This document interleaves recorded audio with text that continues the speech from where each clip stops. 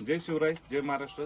आज आम्ही वडज गावामध्ये आलेलो आहोत। वडज गावामध्ये माझ्या समवेत स्वाभिमानी शेतकरी संघटनेचे सन्माननीय प्रमोदजी खानगे पाटील आहेत, त्याचप्रमाणे वडज गावचे सरपंच आमचे सहकारी मित्र सुनील भाऊ चव्हाण, त्याचप्रमाणे सर्व या ठिकाणचे तरुण सहकारी आहेत। तर काल रात्री या ठिकाणी आकाश चव्हाण या युवकावर बिबट्याने हल्ला केला वडज गावामध्ये।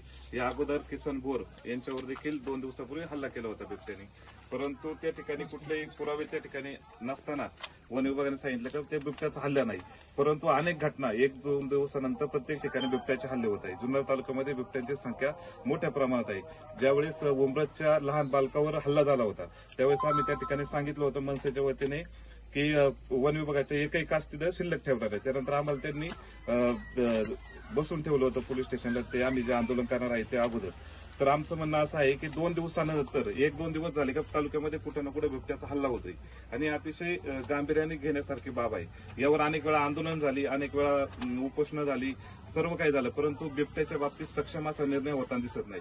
हे जर सरकारला जर याची जाणीव आपल्याला करून द्यायची असेल तर जुन्नर तालुक्यातील प्रत्येक घरातील प्रत्येक तरुणाने, प्रत्येक जो काही युवक असेल किंवा ज्येष्ठ नागरिक असेल, सर्वांनीच या आंदोलनामध्ये बिबट्याच्या विरोधामध्ये आपण सर्वांनी उतरलं पाहिजे। बिबट्यांची संख्या जुन्नर तालुक्यामध्ये कशी कमी होईल, आज आपण प्रत्येक जण विचार काय करतोय का कुठेतरी दुसऱ्याच्या घरामध्ये बिबट्याने हल्ला केला, कोणावर तरी हल्ला केला, परंतु आपल्या घरातल्या व्यक्तीवर कधी हल्ला होईल किंवा लहान बालकांवर कधी हल्ला होईल हे सांगता येत नाही। म्हणून आपण सर्वांनी या आंदोलनामध्ये सहभाग घेतला पाहिजे। उद्या महाराष्ट्र नवनिर्माण सेनेचे शेतकरी सेना असेल, स्वाभिमानी शेतकरी संघटना असेल, यांच्या वतीने उद्या या ठिकाणी आपण वनवास आंदोलन करतोय।